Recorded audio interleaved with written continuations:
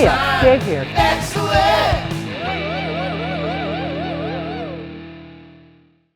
Episode 35, welcome back. We survived Milwaukee. Unfortunately, I took a little spill on the way home, ate shit and fainted out of my van, and fucking woke up in blood and everything, but we're back. Time to build something for Born Free. So this episode, we're hitting a ground running. We got a couple months, I think, for my Born Free build, but we're starting with the bone stock Street 750 now instead of doing the Mert frame.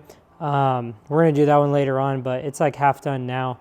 So I redid the direction on my build, but we're gonna start with this, and now it's time for Teardown.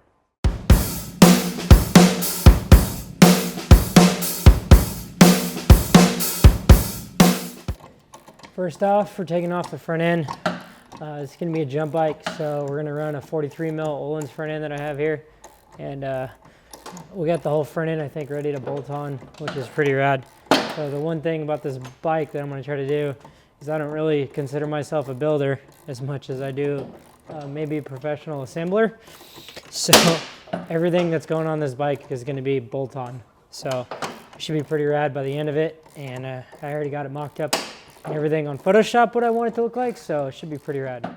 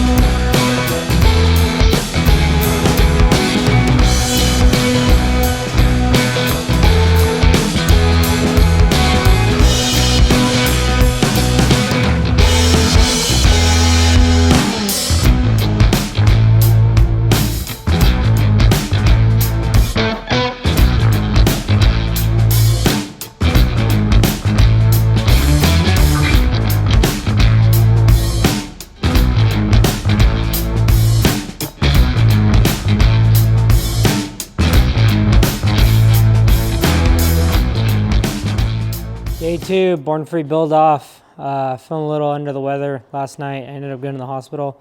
So today I feel just as shitty, but we're still cruising through it. We're gonna load this bike up and I'm going to take it to Lindell, say what's up to Paul and Billy over there, figure out some spacing on these wheels we got here. And after that, the chain kit should go on and everything, the whole rear end, for the most part, for now, will be done.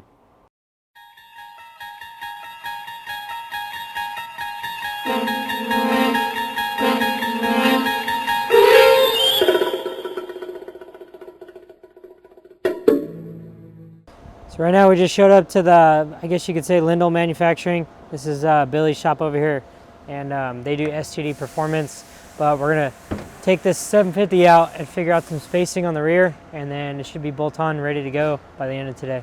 Just like, well, come here and check this. Let's see what you got. We can make one, we can whatever. These are more like for the dirt trackers, Yep. where they can, if they do flip it, it's the same. What's each the way point of flipping them?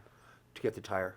Oh, You know what I mean? that makes Pop up. sense. See, they're going. I always care. like You- everyone's like, you're we not need gonna- flip flop puff. I'm like, what the fuck do Are you you gonna need? dirt Flip? track that thing? No. It's crazy. No, that one's strictly jump bike. I honestly am down to just do like a normal fucking hub. Yeah. If Whatever that's you want, bro. You know that. because he was saying that you guys don't have sprockets and rotors for this right now. Half hour away. Really? Oh, is that anodized? No. What I mean is to cut it. Oh, okay. This double lug is, I think you guys. Well, let's see what you have here that works. If you have something like this that fucking works and the spacing's cool, bitchin'. Like I said, I don't know. You know what I mean? But you guys have these hubs, like a shit ton of different ones, huh? Oh, yeah. Yeah, that's how I figured it. Yeah. It might just be easier to go that route. I have the sprocket and the fucking rotor that he gave me. Everything to do, Yeah, right? ready. And then we can just match the less left bullshit. and the right. So the right side I have, it's stock. The right side can stay fine. The left side needs to be, I think it's like an inch wider. Or close to an inch, and then I have spacers that we could space it out if needed. So, Okay.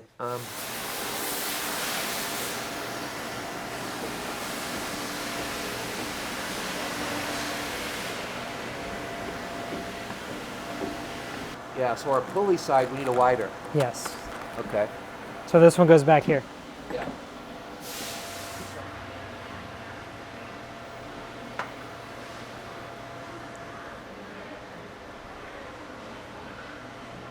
Want some gold hubs.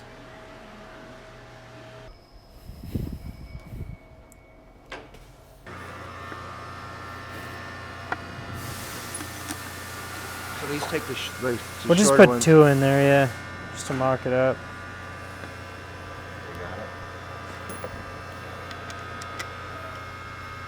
We got an Allen steg or no? I'm looking right now. You need one hole, either in a spoke, they call it, or a window. Some people use a window, some use a spoke. And so if you look, they're kind of offset all the way back around. We're using a spoke. This one isn't bad because it's symmetrical, but when they don't match, see? So Yeah. watch how this goes around. You'll see this one is where you locate on the spoke. So you're able to clock it one click at a time to get it, you know, back in there. This is I think where you need it to be. Yep. This side looks like it's gonna clear the Yep. where I need to be right here. And it looks like you got room for space to do any way you want. And Yeah. this ain't even, remember something, this ain't Yeah, is it's not this all even- the way back? Or is that stepped? It's stepped. Okay. I gotta put a spacer back there. Yeah, you need something back there. Yeah, I This think looks we're like good. you do it. Let's get the bolt from belly. Yeah, I think we're good. Huh? Looks good, right? I can make this work for sure. You can? Yeah. Yeah. Do you want to change and run it? Nah, I can fuck with it up there He too. could see. Yeah. He could put a Okay. space. I got wheel spaces if you need any. 25 mil? Sprockets. Oh, sprocket, yeah. Does. I'm down to have a couple of those on deck too. Okay, you got them. Because if you need them, I gotta give them to you.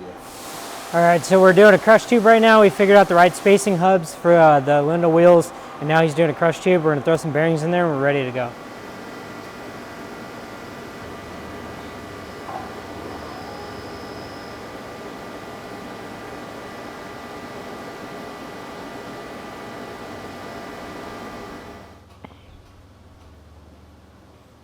Watch this, capping over, Uh-huh.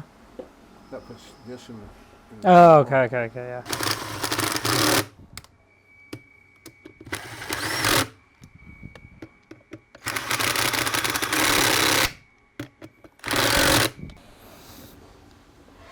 Bigger than the actual measurement. Show you how it beat to one side.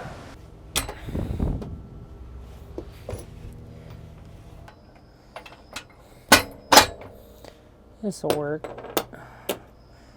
Fuck with it at the shop. It should be good.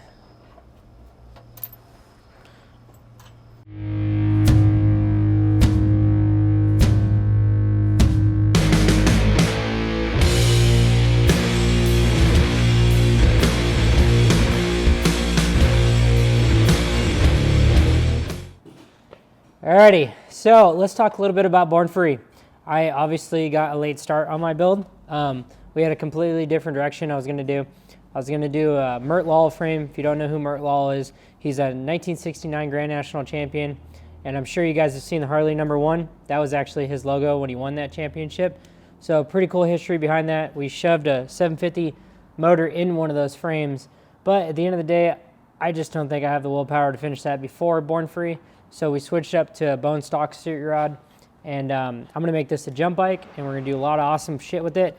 And then the one thing I want to tell you guys about my build, and I've said it before, I don't really consider myself a builder per se, because I don't know how to weld and I half-ass know how to use the lathe and all this other shit. So I think I'm a really good assembler, and everything on this bike is gonna be bolt-on. So there's gonna be no custom anything to the frame, to the swing arm, to nothing. So we're gonna trick this thing out and actually have some parts custom made for this thing, like mid controls and probably, hopefully, a swing arm that's all billet aluminum and everything. But everything will be bolt-on. So it'll be easy for the end user to get into stuff like this. We're trying to show that this platform is a really good platform to do stuff with. And quite honestly, I've never really jumped a street rod, so I'm pretty excited to try that out.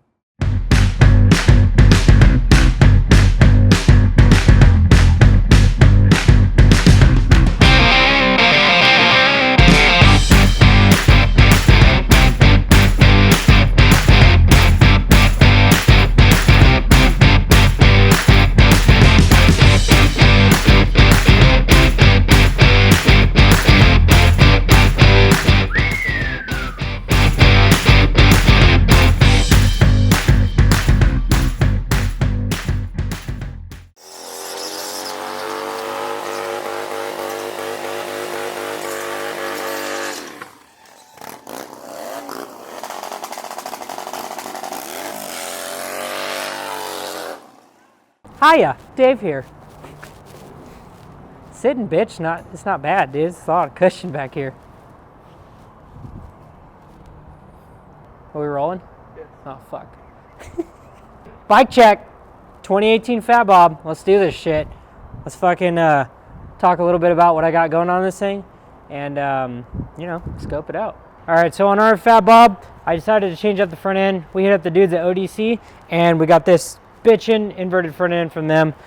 Super lightweight, super awesome. It bolted right on. And then from there, Hardcase sent us out these, I believe they're 14-inch rotors, which are fucking huge. So we got dual rotors, and then from there, Burley Fairing. Speaking Steve sent us one of his LED light bulbs on that, and then topped it off with Hardcase, I'd say 7-inch risers, and then our Rusty Butcher hard parts bars. So next up on the middle of the bike, we didn't really change too much in the motor, but we did do a few things. So we did air cleaner, S&S mini teardrop. Obviously we're rocking that Tubros 2-in-1 on there. So we got the carbon tip on that. Sounds really fucking good, by the way. And then from there, we switched the Fat Bob to mids, which I've gotten a lot of questions about this. It's kind of a pain in the ass. You literally have to switch out the inner and outer primary or drill a hole through the other one to get the whole kit to work. But stock Street Bob mids are on the Fat Bob now. And then to top it off with the thrash and foot pegs.